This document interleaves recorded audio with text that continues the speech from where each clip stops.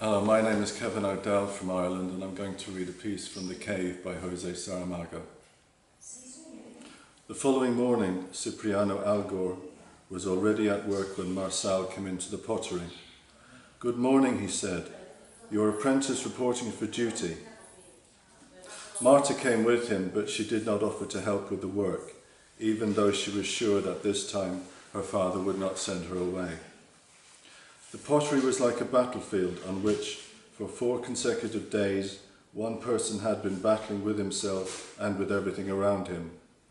"I'm afraid it's a bit untidy in here," Cipriano Algor said apologetically. "It's not like it used to be when we made pots and plates. We had a system then, an established routine."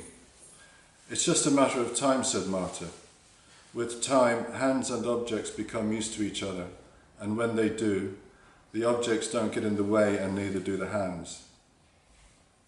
In the evening, I feel so tired with my arms growing heavy, just thinking about imposing some order on this chaos. Well, if I wasn't banned from coming in here, I'd be delighted to take on the task." "I didn't ban you," protested her father. "Not in so many words, no. It's just that I don't want you wearing yourself out when it's time to do the painting. That will be different. You can work sitting down, you won't have to make much physical effort. Then you'll probably tell me that the smell of the paints could damage the baby. There really is no talking to this woman," Cipriano Algor said to Marçal in feigned desperation. "You've known her longer than I have, so be patient.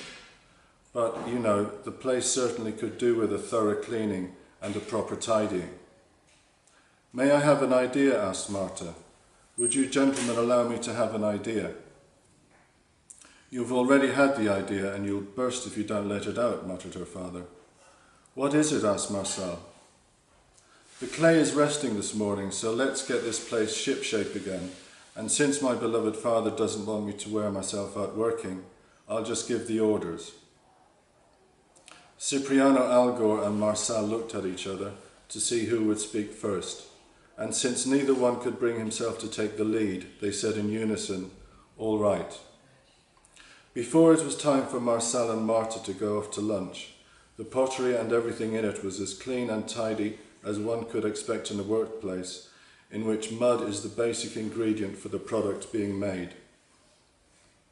Indeed, whether we mix water and clay, or water and plaster, or water and cement, we can cudgel our brains for as long as we like to come up with a name that is less vulgar, less prosaic, less common, but always, sooner or later, we come back to that word, the word that says all there is to say, mud.